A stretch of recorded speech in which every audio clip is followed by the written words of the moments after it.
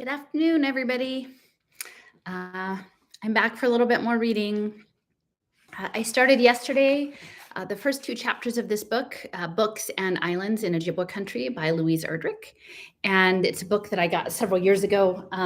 Actually, I don't think I got this at her bookstore, but she has a bookstore in Minneapolis called Birch Bark Books. And actually, the first time I found out about John Trudell, I got several books there, including a copy of Lines from a Mind. And that was sort of a big part of my journey. And so this is just a little book. It's a memoir, and the first couple chapters, essentially she's going up. So she grew up in the Dakotas, I think North Dakota, and grew up on the plains. And the father of her child, she's I guess an older mom in this. She has several older daughters, but in this book, she's accompanied by her 18-month-old baby, and who she had in her late 40s. And so the father of that baby is someone of these islands up in the Great Lakes. And so they're taking this car trip up to reconnect with the lake. And actually there's an island or maybe a couple little islands in the lake that have this amazing library. So that's sort of the story of the first couple chapters. And I'm going to jump in. We're in on chapter 3, which is about rock paintings. And the islands, and there are islands of all different sizes up there. And some of them have petroglyphs and paintings on them and are read sort of as books and signs. So more about age. One of the first questions people ask about the rock paintings is how old they are. Complicated answer. There is no completely accurate way to date rock paintings. Some are hundreds of years old, and others thousands of years. The Anishinaabe have been in Lake of the Woods forever, according to, and you have to pardon me because my pronunciation is not great on this with the Ojibwe language. Tobasonaquit. That's her significant other, Tobasonaquit, since at least 2,000 years before the birth of Christ, according to archaeologists. One thing is certain, is that the paintings were made by the ancestors of the present-day Anishinaabe, for the ancient symbols on the rocks are as familiar and recognizable to Tobasonaquit as are, say, highway and airport and deer crossing signs to contemporary Americans. Of course, the rock paintings are not just pointer signs. They hold far more significance. They refer to a spiritual geography and are meant to provide teaching and dream guides to generations of the Anishinaabe. Awake Asema. The rock paintings are alive. This is more important than anything else I can say about them. And this is, I think, so key to the whole animist frame. As if to prove this point, we see as we approach Painted Rock Island that a boat has paused. It is a silver fishing boat with a medium horsepower outboard motor. A man leans over and scoops a handful of tobacco from a pouch and places it before the painting, and then maneuvers his boat and goes on. Akawe Asema, first offer tobacco. This makes Tobasonaquit extremely happy. Offerings that we will see as we visit the other paintings. It is evidence to him that the spiritual life of his people is in the process of recovery. He swerves the boat out and chases down the man who made the offering, and then, seeing who it is, waves and cuts away. He is doubly pleased because he knows where this man sets his nets, and he knows he went 10 or 12 miles out of his way to visit the rock painting. It is sunset now, and it will be dark before the man returns home to his dock. The wild rice spirit. And this is actually so wonderful because a woman that I connected with online who I was able to meet in person is from the Twin Cities area, and she brought me some wild rice from the Ojibwe, like native harvested wild rice, a small packet.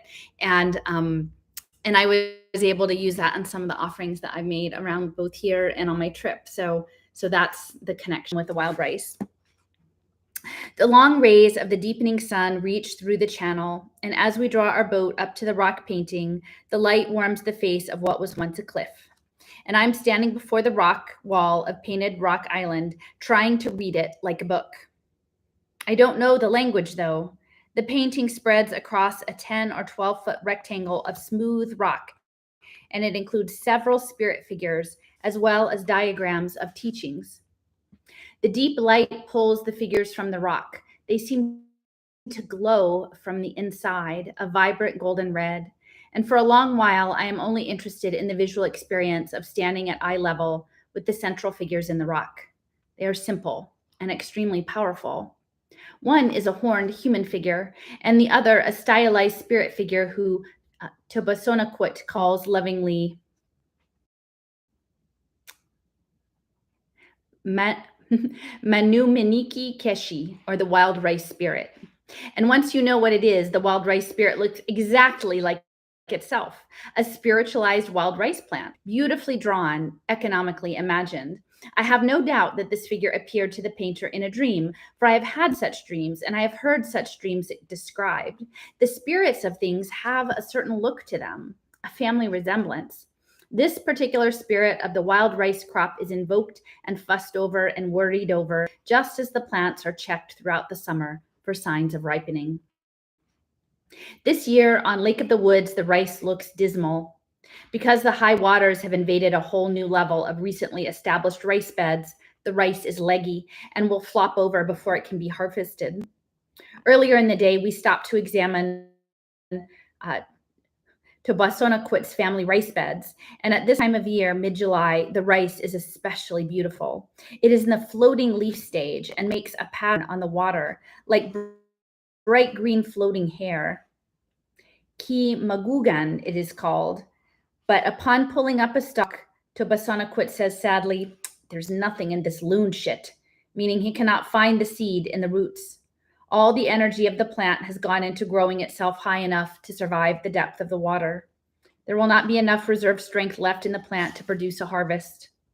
And then, Tobasonaquit goes on, if your parents had no children, you can't have children. And in other words, the rice crop will be affected for years. And so perhaps this year it is especially important to ask for some help for the Manunin Keshi. And when the pictures were painted, the lake was a full 9 feet lower, and as it is nearly 4 feet higher this year than usual, some paintings are of course submerged. The water level is a political as well as a natural process. It is in most large lakes now.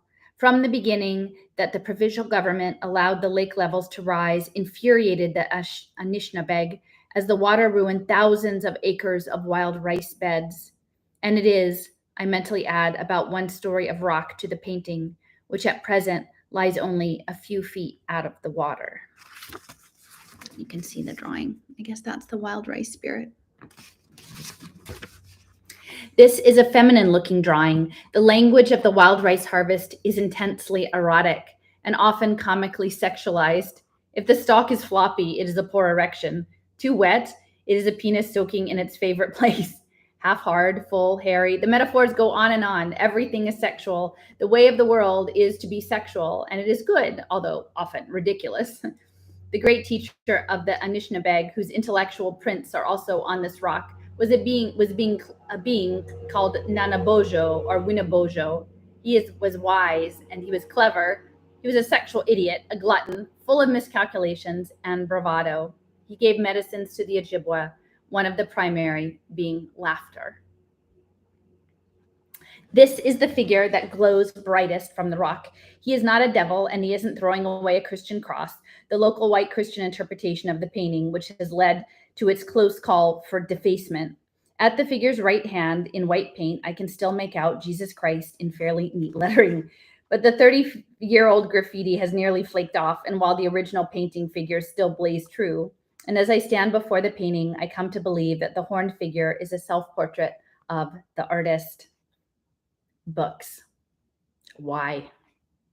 So we can talk to you even though we are dead.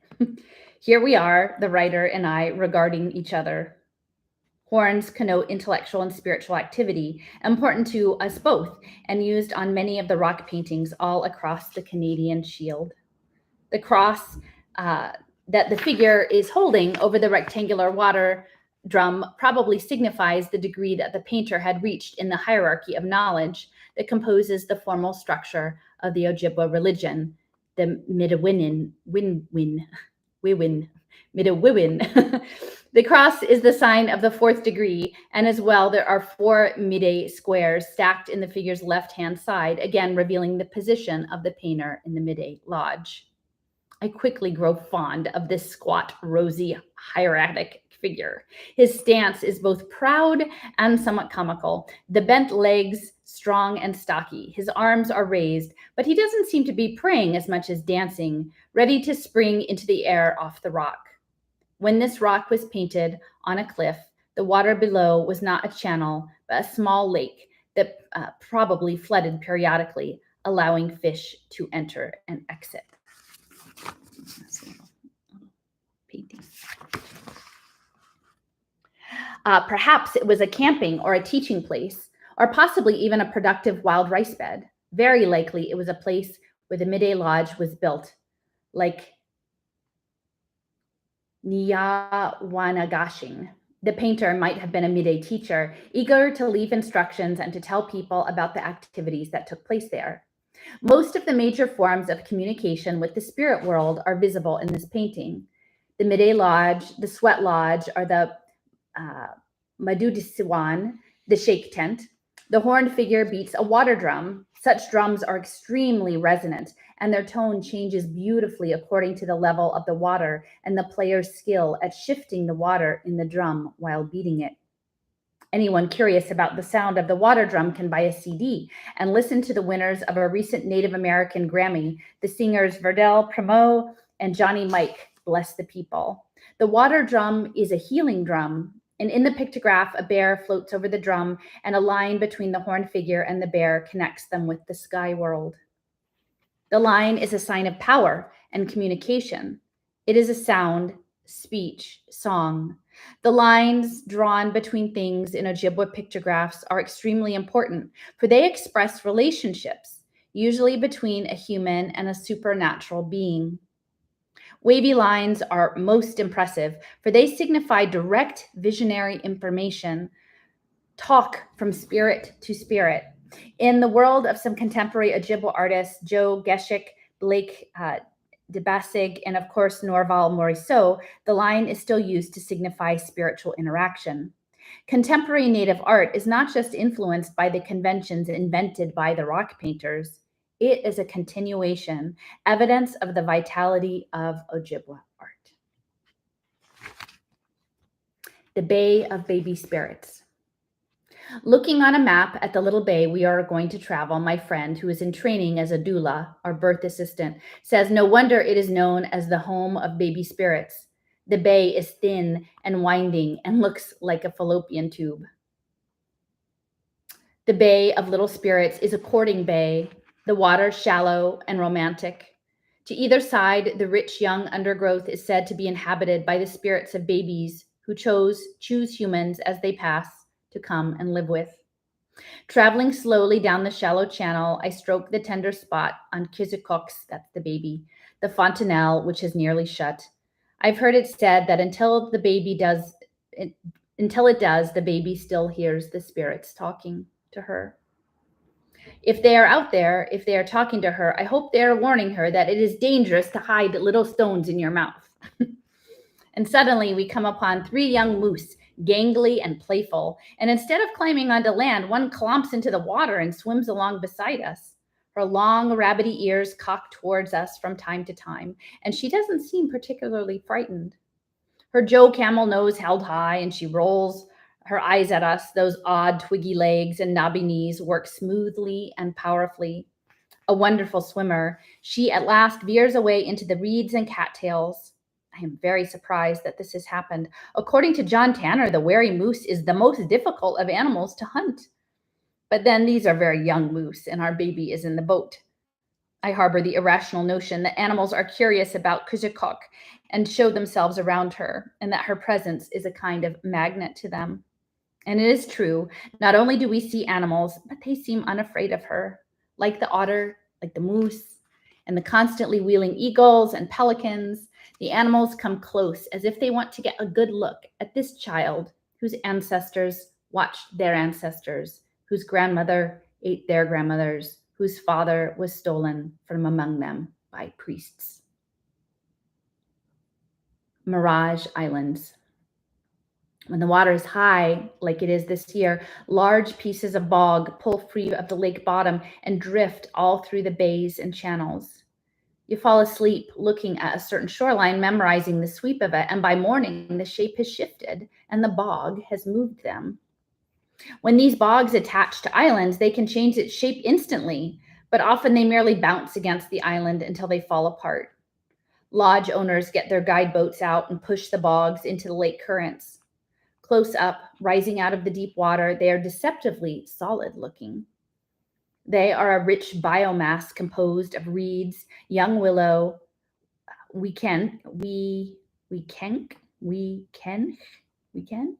cattails. Cattails are a useful plant whose roots are edible and whose tails, when puffed out, are the perfect diapering material for the tender new bottoms of Anishbeg babies, used to stuff in the bags of cradle boards. Reeds were used for floor covering, woven into mats.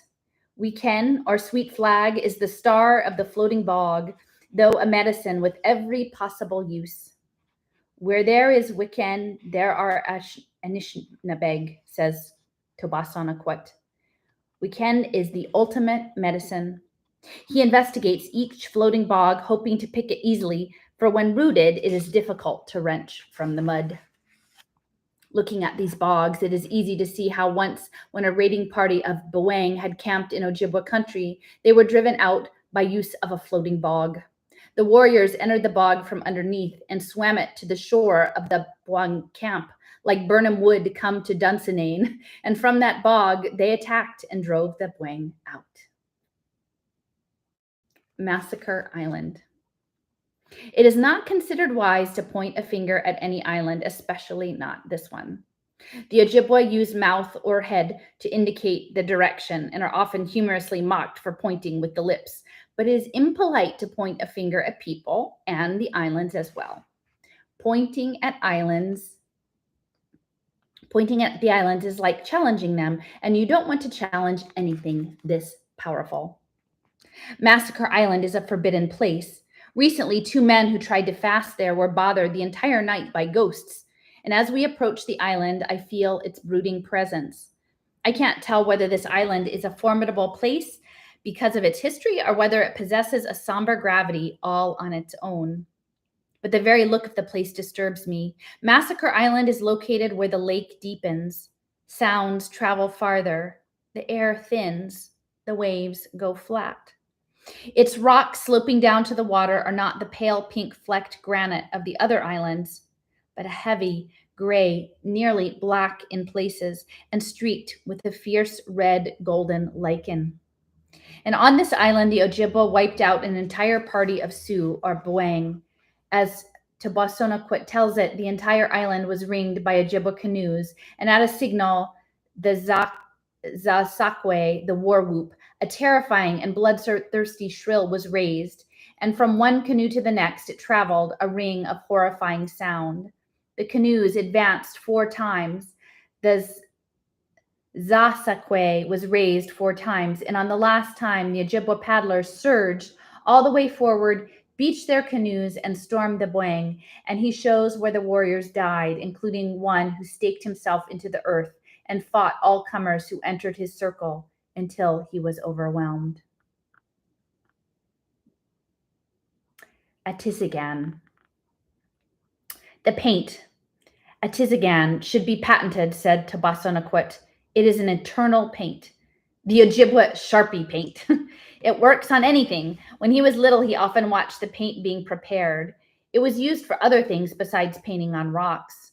For burial, for bringing people into the religion, for teachings, for decorating request sticks and midday steaks. The recipes for paints used by other tribes are often based on vermilion from the outcroppings of cinnabar. The Inuit used blood and charcoal. Burnt plum seeds and bulrushes were mixed into a black paint by the Klamath, and many tribes used blue carbonate of copper. Later, as we walk the Kwawik Weth Awang, the eternal sands. I will find some of the mysterious ingredients, the Ojibwe artisan at my feet, and then jumping from the lake.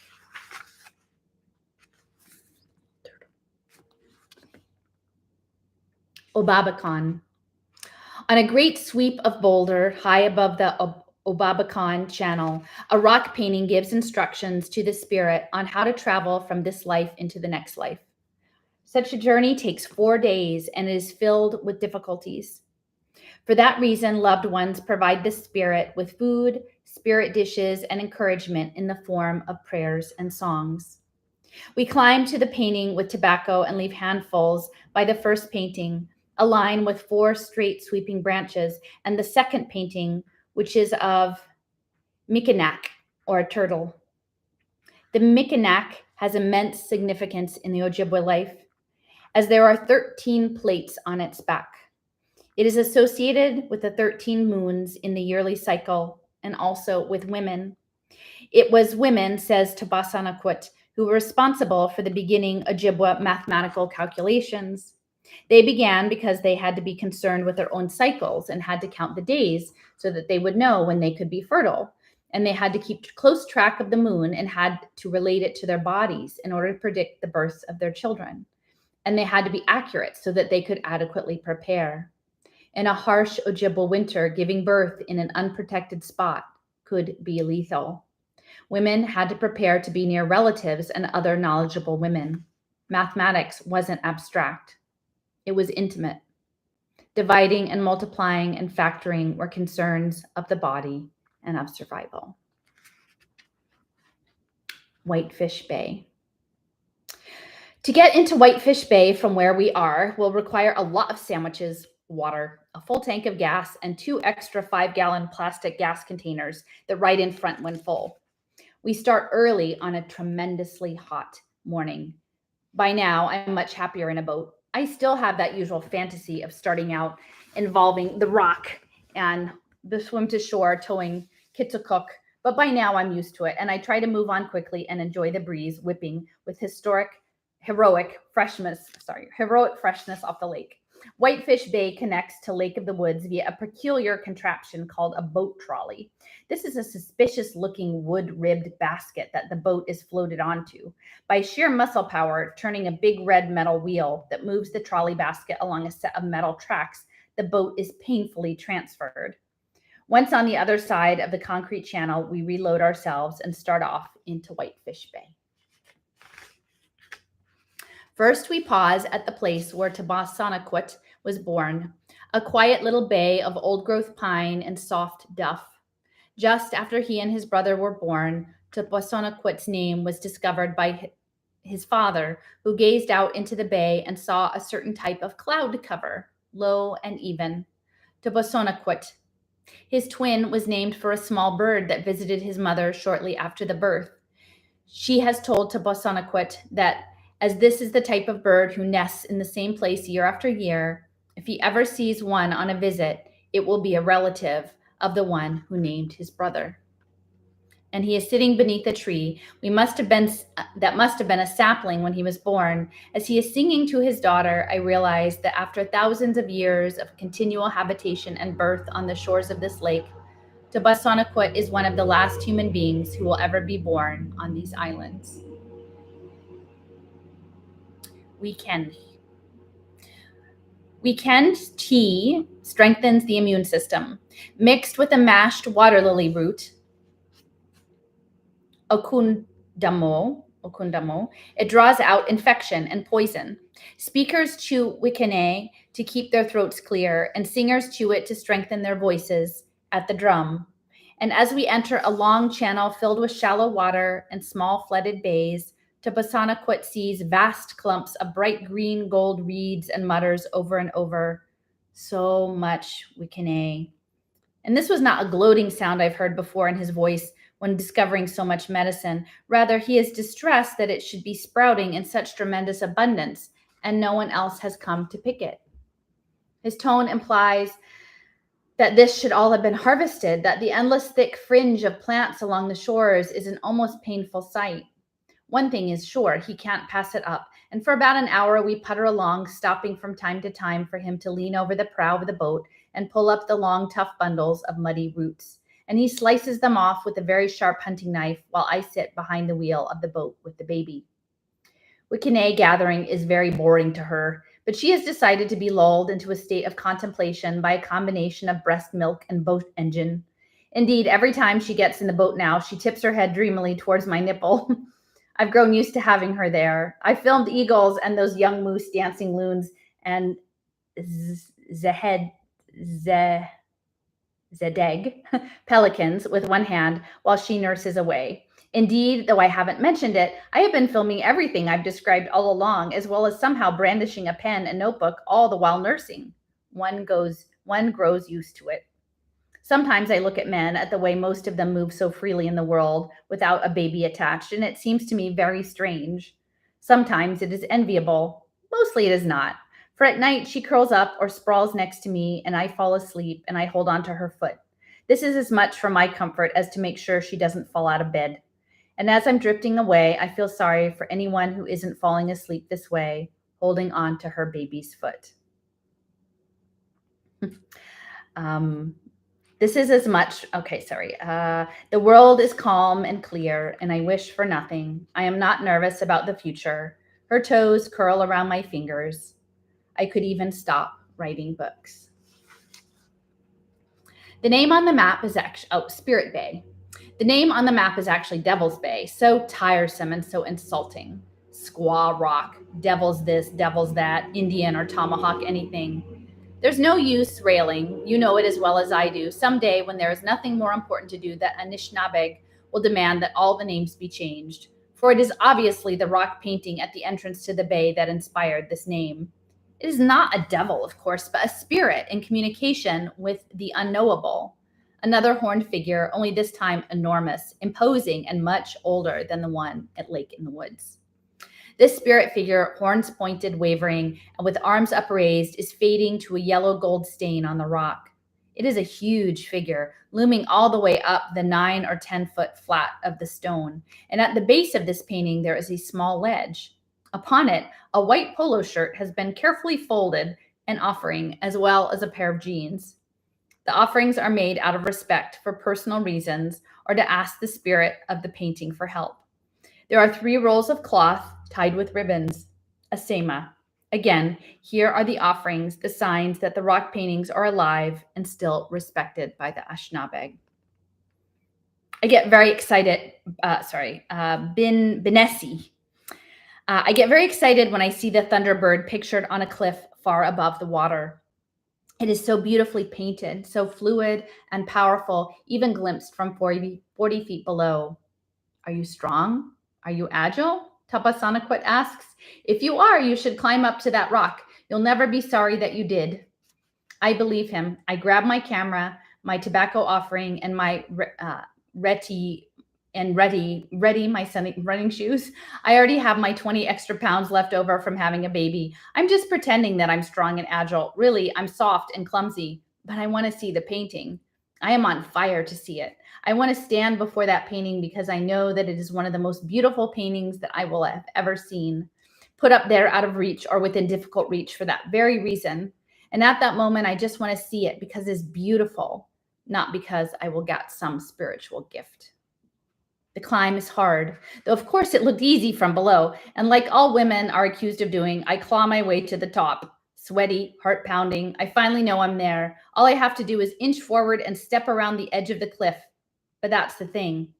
I have to step around one particular rock, and it looks like there's nothing below it or on either side. I could fall into the rocks, and my children could be left motherless, or I could simply get hurt, which is not simple at all, I calculate. The nearest hospital is hours away, and there's that trolley contraption. And so I don't go around the rock, but I seek another route. I continue climbing until I'm over the top of the cliff. Still, I can't see down.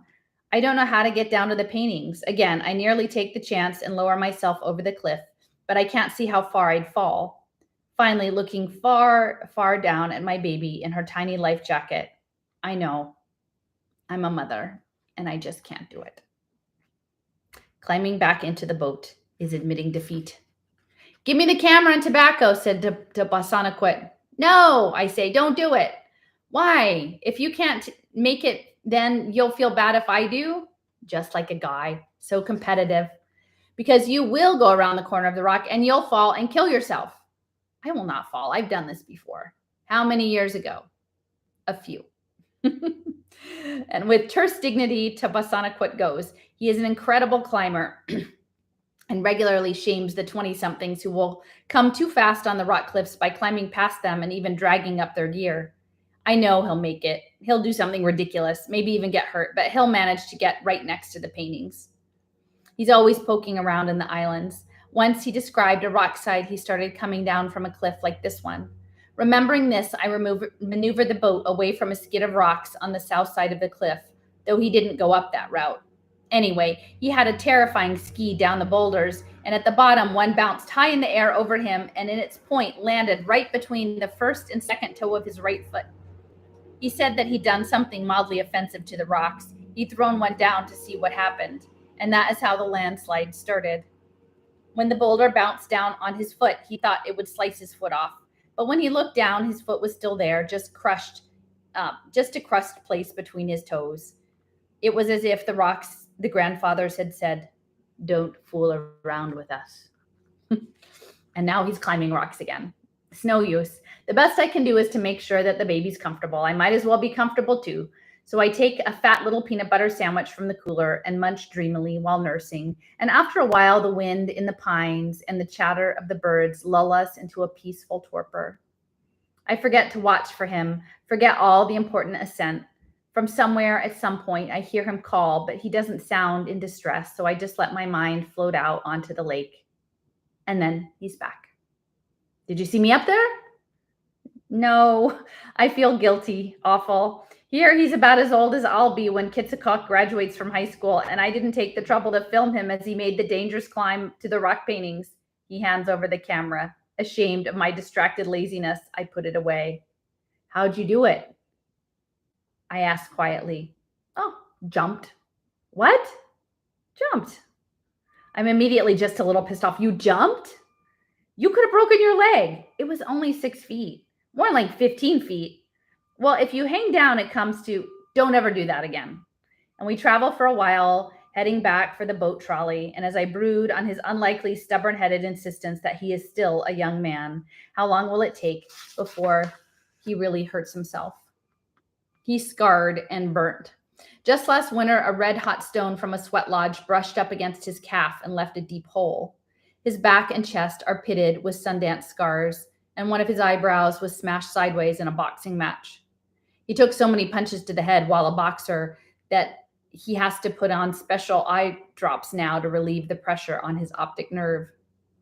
You gotta quit doing stuff like that, I say, but I know it will have no effect. And besides, this is one of the reasons I love him. He is a little crazy in a good way, half teenager and half Akiwenzi. He doesn't answer. He just keeps steering the boat, munching trail mix. And when we get to the boat trolley, I am further convinced that animals love this baby because it happens again. This time, it is a nice fat waboose, a grown rabbit. The rabbit sees us from across the shallow boat canal and behaves just like a friendly little dog. It hops onto the trolley mechanism while Tabasanaquit is laboriously turning the wheel. The little rabbit crosses the water using the rail as a bridge and comes curiously up to me. The rabbit looks right at the baby. And just when the otter came towards us, I'm a bit unnerved. I suddenly imagine that this rabbit will bounce charmingly close and then bare vampire teeth. But it merely inspects us, turns, and hops away calmly. All right, I think animals do love the baby.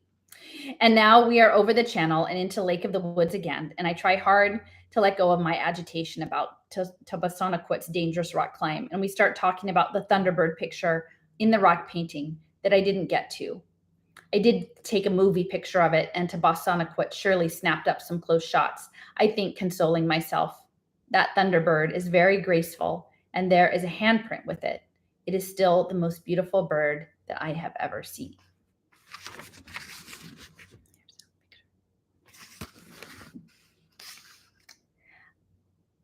Benesawag.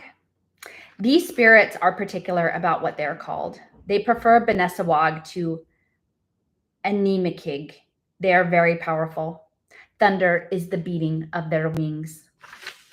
Lightning flashes from their eyes. You don't want to rile the young ones, as they are the most unpredictable. And when a storm approaches the traditional Ojibwe cover all the shiny objects, mirrors, and cooking pans, so as not to attract the attention of the Benisawag.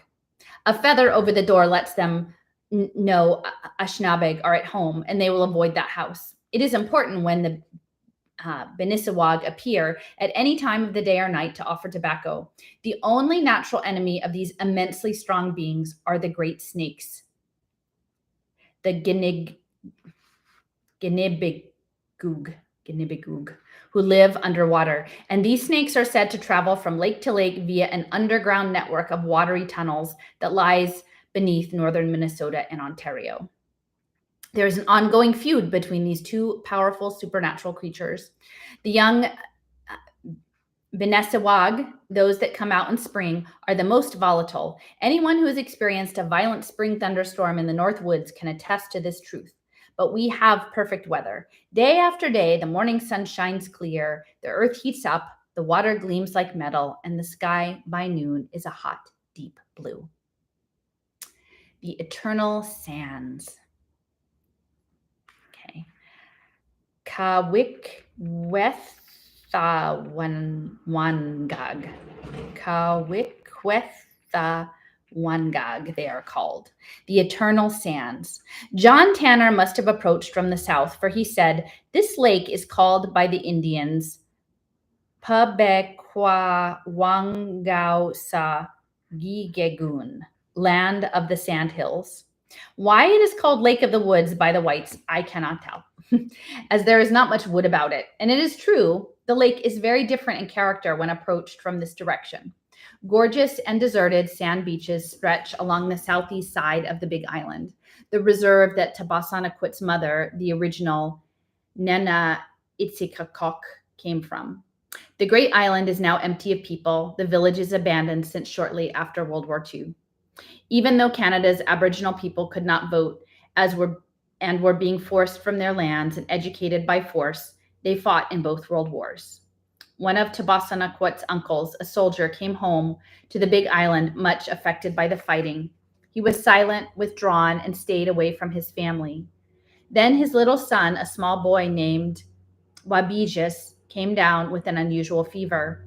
Such was the terror of disease at the time that it was decided at once once the boy died, the village would break up and the people dispersed to Siamo Bay and Niana Washagashing. And the little boy's grave was dug with paddles, and the people wanted to bury him the old way and not use metal.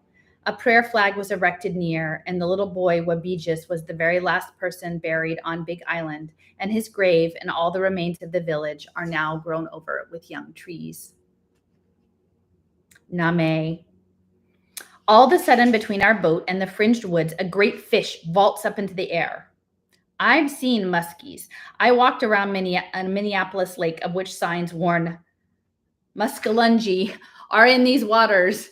Once I saw an uptown Minneapolis type dressed in tight black jeans and a tight black t-shirt, wearing a suit jacket, fishing in a very cool way. Cool until he hooked a vast muskie, and his screams echoed along the sedate bike paths, and the fish he dragged forth was soon surrounded by rollerbladers, joggers, and awestruck pink and blue-haired teens. The fish I just saw was not a muskie. It was even bigger. Tapasanaquit sees it from the corner of his eye and slows the boat down. Asima, he says, and puts tobacco in the water. That fish was Name, the sturgeon. Wow. Tabasanaquit is happy and moved to see it because he says they rarely show themselves like that. Once again, I'm sure it is the baby. The sturgeon seemed to take flight above the water, rising in a pale thrust and falling on its back. The sturgeon is a real living relic of life before the age of the dinosaurs, and to see one is to obtain a glimpse of life 200 million years ago. I've never seen one of these fish in the wild before, much less grown so large. I've only seen tiny pallid sturgeon. A relative of mine who works for the North Dakota Department of Natural Resources was raising sturgeon to stock the Missouri River. Accipenser fulvensis ruffinesque, the lake sturgeon, is a long-lived and can grow to more than 8 feet. The Lake of the Woods record fish was a lake sturgeon weighing 238 pounds. Tobassanaquit says that they can grow over twice that large. Males live into their 40s, and female sturgeon can live over 100 years. But they only spawn every 4 years and not until they are in their 20s. The sturgeon appear in Lake of the Woods were the buffalo of the Ojibwe. Greed and overfishing by non-Indians caused their population to crash around the turn of the 19th century, when along the Great Lakes, the Lake of the Woods became one of the world's principal suppliers of caviar. The sturgeon were indiscriminately taken by the non-Indian fisheries for their roe, much as the buffalo hunters took only the buffalo tongues. They were stacked like cordwood all along the lake and often left to rot. An agonizing sight for the Ojibwe, who revered the sturgeon and knew its secrets. Long before fish farming, the Ojibwe had traditional sturgeon gardens, shallow and protected parts of the lake where they mixed eggs and sperm and protected the baby sturgeon from predators. And the eggs and sperm were mixed together with an eagle feather in an act both sacred and ordinary. These days, the Ontario Ministry of Natural Resources and tribal communities raise sturgeon.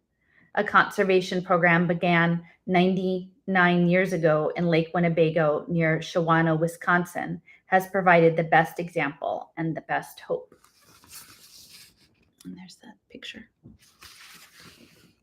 Wisconsin has tightly restricted sturgeon fishing since 1903, and Lake Winnebago now has the only large self-sustaining sturgeon population in the world. A long-term program there may provide stocks that will rehabilitate sturgeon in the Great Lakes and throughout Canada. At the base of the very first rock painting that we visited, a great sturgeon floats above a tiny triangular tent. It is a divining tent, a place where Ojibwe people have always gone to learn the wishes of the spirits and to gain comfort from their teachings. Someday, perhaps Kizikok's children will find the sturgeon vaulting from the water around Big Island a common sight. I hope so. It was a moment out of time. Waves. On our way to visit the island and the eternal sands, we experience a confluence of shifting winds and waves. Tobassanaquit shows me how the waves are creating underwaves and counterwaves. The rough swells from the southeast are bouncing against the rocky shores, which he avoids. The wooded lands and shores will absorb the force of the waves and not send them back out to create confusion. Heading toward open water, we travel behind the farthest island, also a wave cutter. We slice into the waves when possible, but we are dealing with yesterday's wind, a strong north wind, and the swells underneath the waves now proceeding from the wind that shifted fresh to the south. And I think of what Tobassanaquit's father had said, the creator is the lake. And we are the waves on the lake. The creator is the lake, and we are the waves on the lake. And the image of complexity and shifting mutability of human nature is very clear today. Eventually, we beach our boat at the first little bay. Tobassanaquit starts out at once to comb for treasures. I have had the same feeling when I come upon a deserted beach as I do when entering a used bookstore with a promisingly messy shelves bearing handwritten signs and directions, or a rummage sale run by a beaming white-haired people who are handing out free coffee and look like they kept all of their 40s soapbox glass dishes and their flowered tablecloths in the original plastic. And as I look at the beach strewn with driftwood and interesting rocks, I have the slightly guilty feeling that when I get a visit to the gift shop before the museum, surely enough as a baby and I beach comb in the opposite direction from Tobassanaquit, we come across 3 magnificent eagle spikes, those feathers at the ends of the wings, the ones that are used by sun dancers in the sage crowns. But the wind dies suddenly at the margin of the beach, and we are edged from the fabulous pickings by biting black flies and big droning horse flies that drive the moose insane. To avoid the flies, the baby and I take to the water just like the moose do. I plop down and let the waves crash into me at waist height while I nurse the baby. Occasionally, her head is spritzed and refreshed. I am wearing a hat, lots of sunblock, dark glasses, and the amber-colored water is too rough for leeches to grab onto my legs, and I could sit here forever. The pelicans, Jedeg, pass over 20 or 30 at a time, wheeling in strict formation when up high. Sometimes more casual, they sail down low, and I see the boat-like prows of their breasts and drooping gullets. Crowds of black ducks veer over too. There is a curtain of birds along this beach. Rising and falling, the flocks constantly change and shift. And then just before me, about 70 feet out, the great fish rears again. And this time it hangs even longer in the air, catching sun on its belly, somehow joyous. It's all there, Tobasanaquit says upon returning, pointing behind me and then out to the open water. What? A tisikan. And the paint that is eternal comes from the eternal sands. And just down the beach, the waves have dragged the sand off the tough roots of a low beach plant. The roots are such a brilliant red that from a short distance, it looks as though the leaves are bleeding into the water. This is a component of the sacred paint used in the rock paintings. And the fish who showed itself to me is part of the Atizigan too. Sturgeon's oil is one of the bonding agents that will not let go. One of the substances that makes the paint central. Makes the paint eternal. Offering. I am almost asleep when I realize that I have seen all that is depicted on the first rock painting, the one that I marveled over, the one that glowed from the rock in all of its complexity. I saw the wild rice, which is the spirit of the wild rice, and I saw the bear, I saw the deer, and then I saw the name, and then the next morning when we go back to the painting, Tobasanaquit ties up at the base of the rock, and I bring a dish of food, including a sema, up to the top of the rock, and I also leave my favorite ribbon shirt. It is a leave-taking.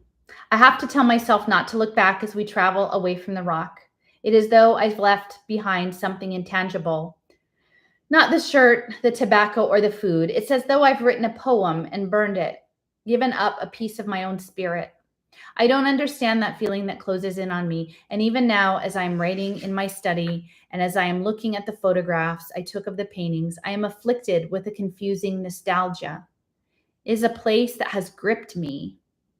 I feel a growing love. Partly it is that I know it through my baby and through her namesake, but also I had ancestors who lived here generations ago.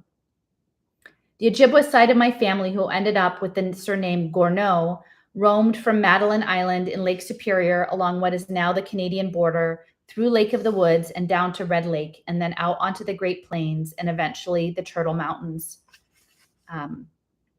Baupea Kingekwe, striped earth woman, was one of those ancestors, as was Kwasenchiwin, acts like a boy. Our family was as of the Ajijak or crane dotem and Makwa or bear dotem. I can't help but imagine that these two women, whose names my mother and sisters have searched out of old tribal histories, walked where I've walked, saw what I've seen, and perhaps traced these rock paintings, perhaps even painted them. Ojibwe Moan. My grandfather, Patrick Gourneau, was the last person in our family who spoke his native language, Ojibwe Moan, with any fluency. When he went off in the Turtle Mountain woods to pray with his pipe, I stood apart at a short distance, listening and wondering. Growing up in an ordinary small North Dakota town, I thought Ojibwe was a language for prayers, like the solemn Latin sung at High Mass. I had no idea that most Ojibwe people on reserves in Canada and many in Minnesota and Wisconsin still spoke English as a second language. Ojibwe as their first. And then while visiting Manitoulin Island, Ontario, I sat among a group of laughing elders who spoke only in their own language. I went to a cafe where people around me spoke in Ojibwe and stood in line at a bank surrounded by Ojibwe speakers, and I was hooked, and I had to know more. I wanted to get the jokes, to understand the prayers and the Adizuk Kanag, the sacred stories, and most of all, Ojibwe irony. As most speakers are now bilingual, the language is spiked with puns in both English and Ojibwe, most playing on the oddness of Gichi Mukuman, that is, big knife, or American habits and behavior. As I was living in New Hampshire at the time, my only recourse was to use a set of Ojibwe language tapes made by Basil Johnson, the distinguished Canadian Ojibwe writer. Unknown to Basil Johnson, he became my friend. His patient Anishinaabe voice reminded me of my grandfather's and of the kindest of elders. Basil and I conversed in the isolation of my car as I dropped off and picked up children, bought groceries, navigated tangled New England roads. I carried my tapes everywhere I went. The language bit deep into my heart, but I could only go so long talking with Basil on a tape. I longed for real community. And at last, when I moved to Minnesota, I met fellow Ojibwe people who were embarked on what seems at times quixotic enterprise, learning of the toughest languages ever invented. Ojibwe is, in fact, entered into the Guinness Book of World Records as one of the most difficult languages to learn. The great hurdle to learning resides in the manifold use of verbs, a stammer-inducing complex. Ojibwe is a language of action, which makes sense to me. The Ojibwe have never been all that materialistic, and from the beginning, they were always on the move. How many things, nouns, could anyone carry around? Ojibwe is also a language of human relationships. 2/3 of the words are verbs, and for each verb, there are countless forms. And this sounds impossible until you realize that the verb forms not only have to do with relationships among people conducting the actions, but the precise way the action is conducted and even under what physical conditions. The blizzard of verb forms makes it an adaptive and powerfully precise language. There are lots of verbs for exactly how people shift position. Me notion describes how someone turns this way and that until ready to make a determined move. Isquishin is how a person behaves when tired of one position and looking for one more comfortable. The best speakers are the most inventive and come up with new words all of the time. Muki Gidazu describes the way a baby looks when outrage is building and coming to the surface where it will result in a thunderous squall. And there's a verb for the way a raven opens and shuts its claws in the cold, and a verb for what would happen if a man fell off a motorcycle with a pipe in his mouth and drove the stem of it through the back of his head. There can be a verb for everything. Topasanequit delights in the language, his first language. He loves to delineate the sources and origins of words and keeps lists of new words and creates them himself. And yet, as with many of his generation, he endured tremendous punishment for this love. He remembers singing his father's song to comfort himself as he was driven to a residential school at age 11. The priest who was driving stopped the car, made him get out, and savagely beat him. Topasanequit spoke no English when he first went to school, and although he now speaks like an Ivy League professor if he wants to, he stubbornly kept his Ojibwe. Topasanequit says that the beatings and humiliations only made him the fiercer in loving and preserving his language. As he says, this is the beginning. Even as a child, he determined that he would speak it as often as he could. For Topasanequit, Ojibwe is the primary language of philosophy and also emotions. Shades of feeling can be mixed like paints. Kawin gego oma ayasinun, a phrase used when describing loneliness, carries the additional meaning of missing a part of one's own being. Ojibwe is especially good at describing intellectual and dream states. One of Topasanequit's favorite phrases is Andopawichigan, which means seek your dream. But it's a lot more complicated. It means that first you have to find and identify your dream, often through fasting, and then that you also must carry out exactly what your dream tells you to do in each detail. And then the philosophy comes in, for by doing this repeatedly, you will gradually come into a balanced relationship with all of life. My experience with the language is, of course, very different. Instead of the language being beaten out of me, I've tried for years to acquire it. But how do I go back to a language I never had? I love my first language. Why complicate life with another? I will never have the facility to really use the flexible descriptive power of this language. But still, I love it. The sound comforts me. I feel as though all along this language was waiting for me with kindness. I imagine that God hears this language. Perhaps my grandfather's use of the language penetrated what the Ojibwe call the Gizi Manadu, the ineffable and compassionate spirit residing in all that lives, is associated for me with the flow of Ojibwe Moan. My Catholic training touched me intellectually and symbolically, but apparently never engaged my heart. Ojibwe Moan is one of the few surviving languages that evolved to present here in North America. For an American writer, it seems crucial to at least have a passing familiarity with the language, which is adapted to the land as no other language can possibly be.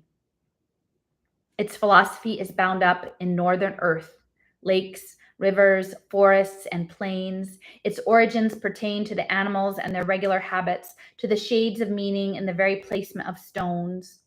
Many of the names and songs associated with these places were revealed to people in dreams and songs. It is a language that most directly reflects a human involvement with the spirit of the land itself. It is the language of the paintings that seem to glow from within the rocks. That is not to say Ojibwe Moan is an elevated language of vanished spirituality. One of my favorite words is Windibanans, or computer. It means little brain machine. Louise. Ojibwe people have words for animals from other continents. Genwabigigwed.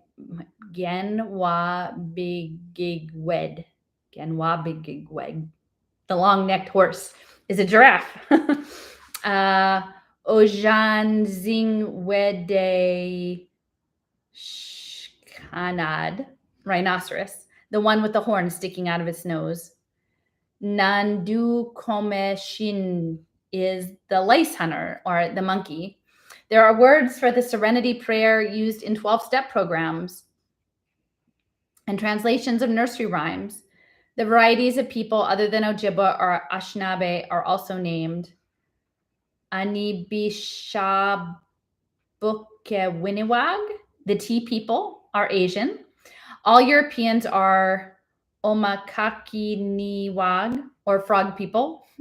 But the French are Wemitigoosiwag, the wooden cross people. Catholics, who included the Jesuit priests, are Mekade Wiko Winiwag, the black robe men.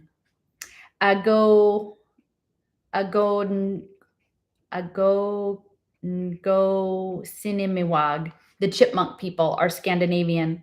I'm still trying to find out why. And when it comes to nouns, there are blessedly fewer of them, and there are no designations of gender, no feminine or masculine possessives or articles. Nouns are mainly designated as animate or inanimate, though what is alive and dead doesn't correspond at all to what an English speaker might imagine. For instance, the word for stone, asin, is animate. After all, the pre-existence of the world, according to the Ojibwe religion, consisted of a conversation between stones. People speak and thank the stones in the sweat lodge, where the anisig are superheated and used for healing, and they are addressed as grandmothers and grandfathers. And this is my favorite part. I keep losing. I'm going to mark this page. I love this idea because I'm always picking up rocks. Once I began to think of stones as animate, I started to wonder whether I was picking up a stone or it was putting itself into my hand. Stones are no longer the same as they were to me in English. And just keep an eye out. If you haven't seen the video I did at the Virginia Military Institute, the heart we left there is all made out of stones, mostly the shape. And just think about what she just said about the stones picking you, that maybe they wanted. And some of those stones I've had for years. So anyway, I think I love that idea. Ojibwe Moan was, of course, a language of memory, an oral language passed on by community, not written. For most of the last 2 centuries, missionized students adapted the English alphabet and wrote phonetically. Ojibwe orthography has recently been standardized so that the language can be taught in schools and universities. In this book, I have tried to use mainly accepted spellings, although I've fudged a little with Ojibwe words that might be confused with English words, and done my best on words that aren't in the concise dictionary of Minnesota Ojibwe by Nichols and Nyholm. I've mastered shamefully little of the language. I'm still working on its most basic forms. Even if I do occasionally get a sentence right, there are so many dialects of Ojibwe that for many speakers, I'll still have gotten it wrong. And yet, as ludicrous as my Ojibwe must sound to a fluent speaker, I have never, ever been greeted with a moment of impatience or laughter. Perhaps people wait until I've left the room, but more likely, I think, there is an urgency about attempting to speak the language. To native speakers like Tobassanaquet, the language is a deeply loved entity, a spirit or an originating genius. A spirit or an originating genius belongs to each word. Before attempting to speak this language, students petition these spirits with gifts of cloth, tobacco, and food. Anyone who attempts Ojibwe is engaged in something more than learning tongue twisters. However awkward my nouns, unstable my verbs, however stumbling my delivery, to engage in language is to engage the spirit of the words. And as the words are everything around us and all that we are, learning Ojibwe is a lifetime pursuit that might be described as living a religion. Gigawabamin. Ojibwe people don't say goodbye. That's too final. I'll see you is as close to goodbye as the language goes for common parting. Some habits of Ojibwe have filtered into my English, and I find that I can't say goodbye. Or if I do, I have to soften it with, I see you later, and have fun, and always to my children and to Tobassanaquet, drive carefully, Weweni, careful, or as others jokingly say, Weweni, Babamanadis, which translates roughly as an admonition to be careful as you go around being ugly in your ugly life. Or Gego Anuj Ego Es Hikigegen. Gekken. Don't do any of the weird things that I would. Or Giga Wabamin means I'll see you again. And that's just the way it is. He has a complicated life up north, and I have a complicated life in Minneapolis. And so there is a lot of Giga Wabamin. Okay, so, and there's the picture, the dad and the little baby. So I was going to read chapter 3 and 4, but chapter 3 was longer, and I've been on for an hour. So I think I'm going to call it a day and then come back tomorrow. I've got about this much left to go. So thanks for joining in, folks.